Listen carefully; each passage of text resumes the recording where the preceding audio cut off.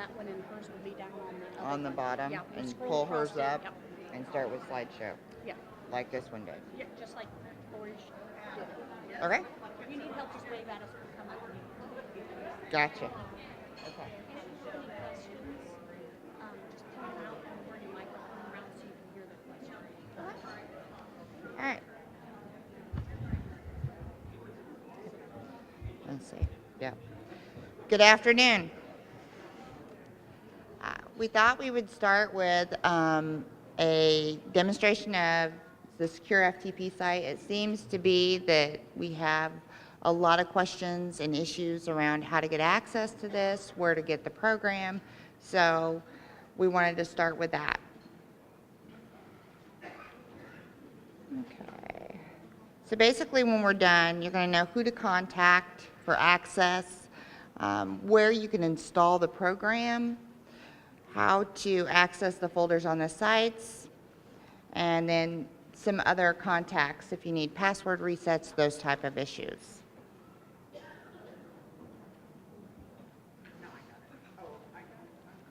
Okay.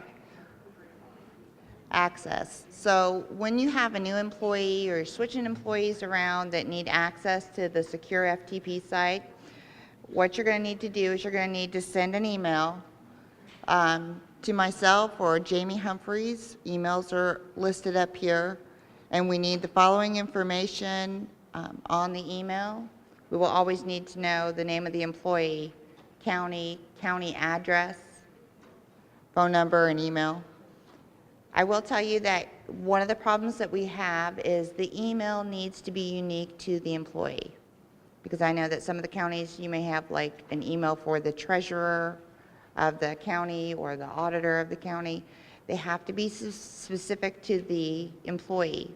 Otherwise, what we need to do is we'll have to close one and open another. So if you have any problems with that or you're not sure how to do that, again, just email us or feel free to call. And I do have a phone number on here for both of us later in the presentation.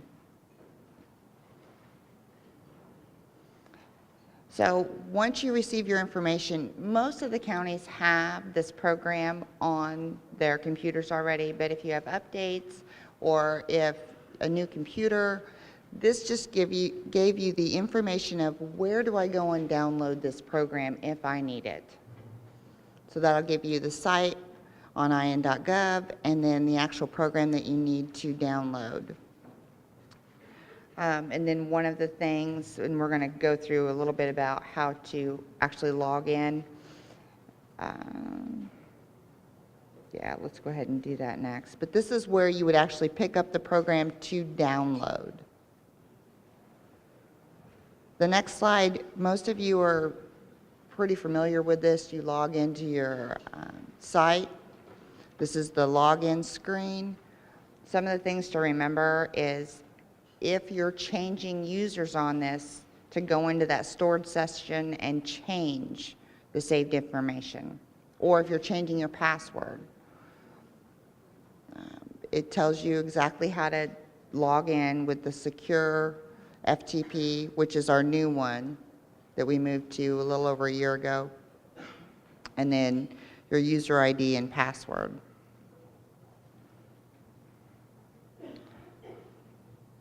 The next screen is just what usually comes up once you hit the login, which is just the authorized user policy. You just say okay to this. And then this is what's going to come up once you are ready to look at the files that we put out for distribution purposes. The right side is going to be the files that we put up for you to copy down. The left side is going to be your computer. So what you'll want to do is copy those over to your computer. One of the things to remember with this new site is we are now only at 60 days. There's only 60 days of information that stays out on this site, so you'll have to copy them out on a regular basis. If you're unable to, we can email this information to you and send it to you, but because of that new cutoff, we're unable to put them back on the site. I believe we did fix it so that we can put it back on the site if you're going to pull them down the same day. But if it goes overnight, they would just delete back off. Okay. All right, this is just once you're done, if you're closing this out, this is what's going to come up. You just say okay, and then that should be pretty much all there is to the FTP site. This is if you need to change a password. And again, we've put up the link to where to go. Difference is on this one, when you're putting in your user information, it's email driven. This is not your password that you would log in with, it's an email that you provided us with to change your password. A lot of times if you, and we're going to get to the phone numbers, if you have issues with passwords, we're going to give you the phone number. I believe it's next. No, this is just the specific instructions about how to set up a password and what password, how to create one. You have to have so many, at least, I think it's at least one upper, one lower, and then at least a number or an alpha for passwords. So this will just give you the instructions on how to do that. And then I believe, yes. So then this last section, this kind of gives you an idea of who to contact and when. The last phone number is the phone number that I give a lot of you guys when you have a password issue. It's the first contact. So you can almost skip me if you have a password issue and contact, this is the State IT Help Desk. What they're going to do is help you reset. They're going to figure out if for some reason the IP address is blocked, but that'll kind of get you to where you need to be quicker. I will always welcome phone calls and emails. It's not a problem. But sometimes it's, you know, you're going to call me and I'm going to say, well, we got to go here. So if it's a password issue or a connection issue, this is the first phone number I would call, is the State IT Help Desk. If you have problems with reports, if you're not getting anywhere when you call that, they're really good, but occasionally they're just not sure how to answer those questions. Call me, email me, and then my information, and Jamie Humphreys, who is my new assistant, call us, email us, whatever we can do to help. All right. Anybody have any questions about this information? Most of you know this information, but it was just one place we could put it so that, you know, if you forget, where do I get this program and those type of things, you'll have that pretty quickly. Right. Thank you. Bureau of Motor Vehicles.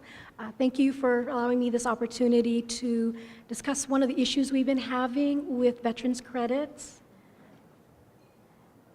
So for veterans who own property, there is a specific form that we require in order to apply the credits for the veterans.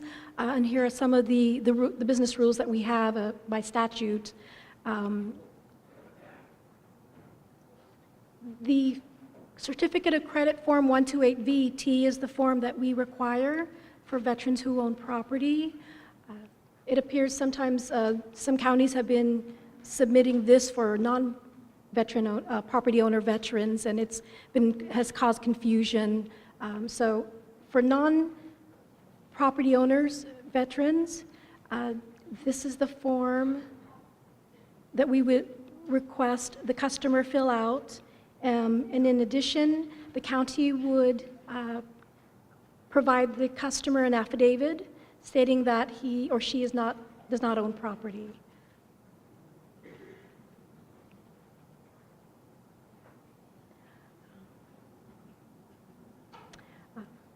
But anyway, that was really just wanted to clarify, you know, which form we require for the veterans credit, so the veteran is not having to be sent out back and forth to get the right forms. Betsy, you have a question. Wait. Hold on.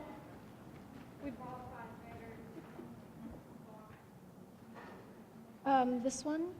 Yes. That would be the customer? Yeah, the veteran, I beg your pardon, yes. The Brett License Branch, these are available at the License Branch or online.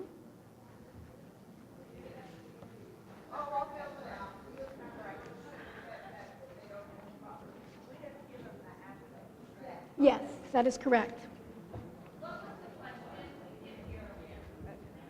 I'll bring it. Oh, she asked who filled out this form, the qualified veteran excise tax credit. That would be the veteran. The county auditor would just provide the affidavit stating that they are non-property owner. Betsy, we got another question. Go. Okay, about a year or two ago, we had received, I'm over here, Oh, yes. okay. We had received, I believe via email, a form with this certificate credit form. There was two of them. One was for veterans who owned real property. One was the same form, however, there were modifications to it for veterans who did not own real property. And it was our understanding that these are forms that had been approved to be used. It's very clear by looking at each form which one is a real property, which one isn't. I guess, are you stating now that we can't use these? We have to go back to just giving them the affidavit? Yes, I'm not aware of a revised form. Are you talking about the 128 VET form? There was the 128 VET. We received two different types. One was one to be used for people who own real property. The other one was to be used for people who did not own real property. And all you did was you simply put in there how many vehicles these people were claiming. It gave them a $70 credit for each vehicle, no more than 2 vehicles.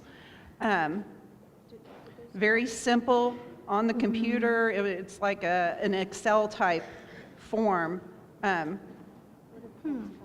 I'm not aware of another version of this. Was it, I'd ask her where the forms came from. Where did the B&B? What I remember, and you know, I have a horrible memory, but it was something that had been like through a mass email and communication between different auditors.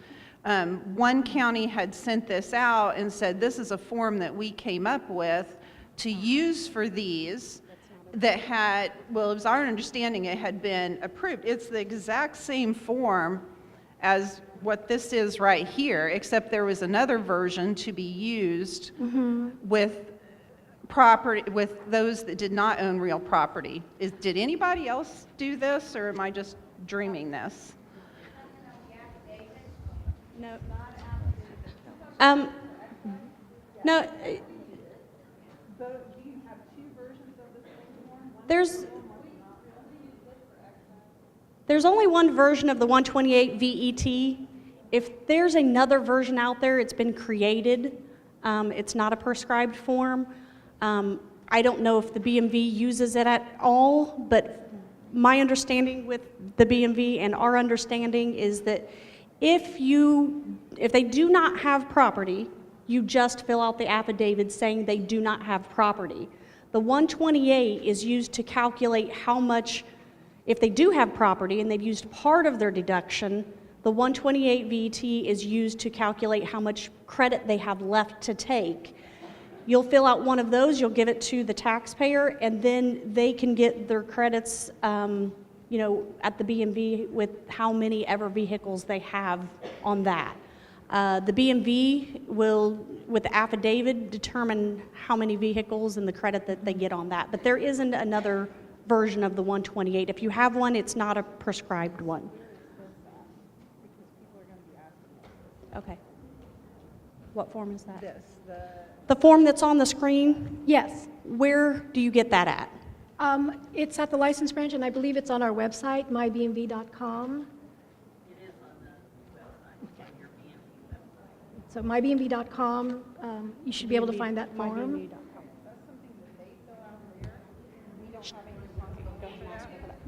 Is that something that they fill out? The only thing we're responsible for is giving them an affidavit and say, be on your way? Correct, yes. Yes, so a non-property owning veteran would get the affidavit from the county auditor, and they are responsible for filling this out, presenting it to the license branch to get the credit. Okay. So I,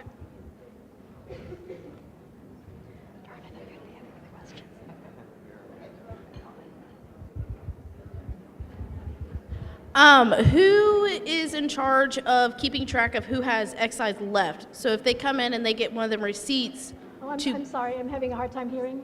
Could you repeat that?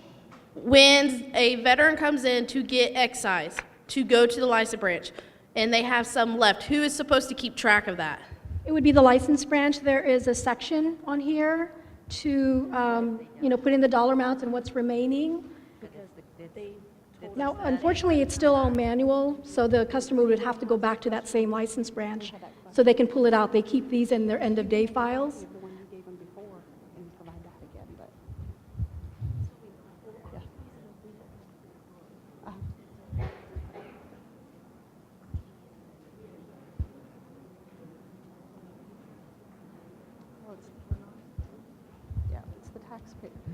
Okay, back to her question on there. They've had people that come back because they don't have the form that they were originally given, because the BMV tells them, even though they'd been there once, that they have to go back to the county and get another form.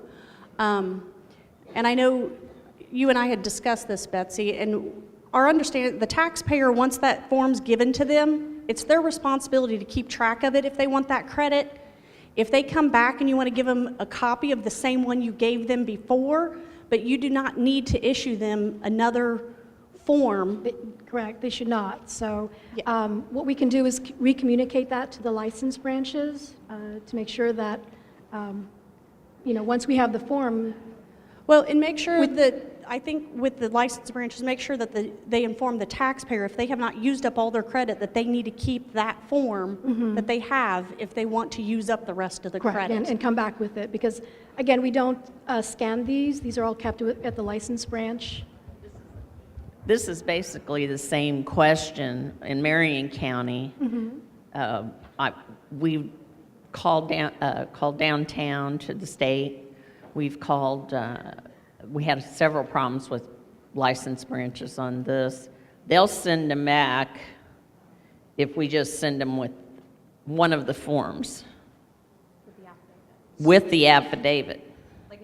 They're saying that you have to have both. And that's from the BMV locations, the sites. That's where we're having a lot of our problems at the sites. They don't understand the instructions. So are you talking about the non-property owning veterans? There's Non-property, I think they're confused with the two of them, the property and the non-property. And again- Because if we send them and they have property, we send them with this and the certificate, correct? The affidavit, this form. Is that the 128 vet? Okay, you send them with the 128 form and the certificate. What certificate? I mean, this is really all that we need. So it should be this form and the affidavit only, If you do not own but property. it's theirs. Okay, so that's why they're sending them back. Okay. Sorry. So what we keep experiencing is for the non-property owners. For the non-property owners? Yes. We are sending them with the certification saying that they do not own property. Correct. And we printed off some of these just to have in our office to give them on their way out. They keep getting sent back to us from the branch saying that they have to have that certificate. Which certificates? Is The it the 128, yeah. For non-property owners? Yes. Apologize, yeah, that is not correct. Because this is happening. It's basically what we just talked about. They're saying that the BMV is giving them incorrect information. They're telling them they need an affidavit saying they don't own property. Then they need the Form 128 VET showing how much credit they get. Those two are two different Correct, things. yes, and I apologize, it should be the I- other form. Yes, so we can definitely do that. We post announcements to the license branch, and we can definitely do that to make that clear to them. Okay.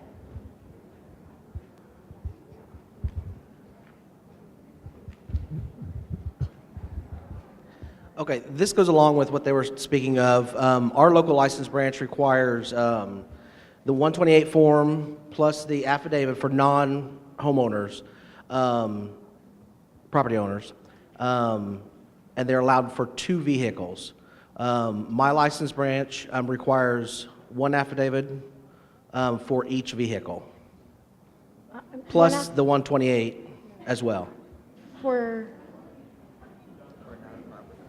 non-property owners, the branch is requiring, The non-property owners, they're requiring the 128 plus the affidavit for each of the 2 vehicles that they're allowed. Yes, no, 2 affidavits and 2 128s. No, that is incorrect. It should Okay, just- so we you only know, have to do yeah, one? Yeah, we shouldn't require 2 affidavits. It's, it's the same statement. Right. And then on the document itself, on the state form, we keep track of which vehicles we apply the credit to. So we will definitely communicate that as well. I appreciate your feedback.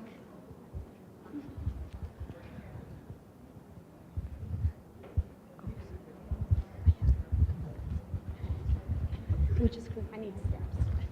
Okay, so to go back on the 128 VET form, the certificate, our license branch is saying that if somebody has the receipt and they have excise left, and they bring that receipt to them, and they go to get another license plate or something, they're sending them back to us to get a whole new receipt, even though they have their original. They will not, they refuse to even accept them if they have them. Yeah, but. Okay, so we will definitely, communicate that. So, because this form is good for 1 year, 1 calendar year, and as I said, we have these lines here that we would apply. We would note which one we apply. We wouldn't need a new one every single time. Have another question over here. Is there a prescribed form for the affidavit? The affidavit that got passed to me, I have to have my signature as the auditor notarized. Is that a prescribed form that's needed? In statute, it just says an affidavit provided by the county auditor. There's no, notary requirements.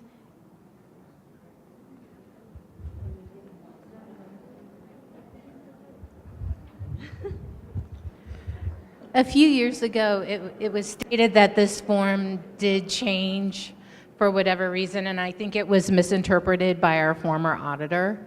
So she in turn drew up this Excel document that replaced the 128 VET and created this Excel form.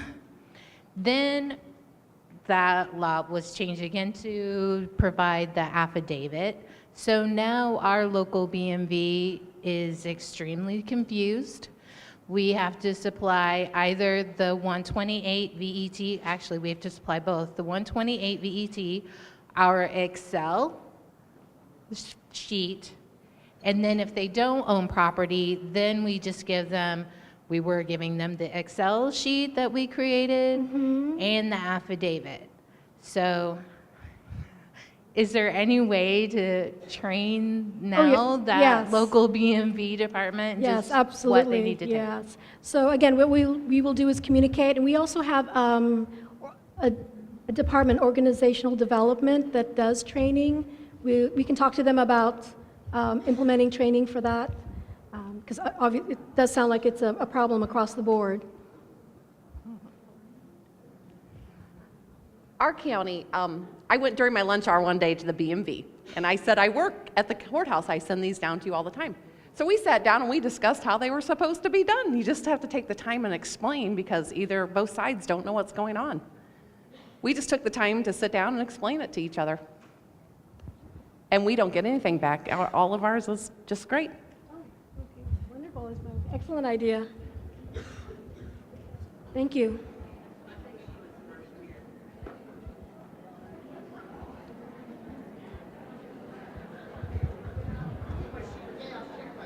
Oh, I seen hands. I just wanted to know, our BMV does the same thing. They send people back all the time, non-property owners, for the 128 form. So in order to convince them, can we give them your contact information, or what do we do? Yes, that's perfectly fine. That's perfectly fine. Tell them, talk to Betsy. Honestly, that was my question. I don't have a BMV in my courthouse because we have like 12 to 14 Yeah, locations. Marion County, And yeah. each location has their own interpretations because we have some locations that we never get the forms back from and some that we constantly do. But is there some place to direct those? I think if I even took the time to go to each location, it would still not be clarified. Yeah, and then that should not be necessary. Again, we can work on getting training, and they can call. Like I said, feel free to give them my phone number. Okay. All righty, thank you. I think part of her question was if they are having problems with BMV communication, who do they contact at the BMV to communicate that their branches, if, like before, they know that they disagree with the BMV, but who do they tell? Would Yes, it be you yes, or? yes. Okay, so contact Betsy with problems with the BMV. Absolutely, I'd be more than happy Not to the address State them. Board of Accounts.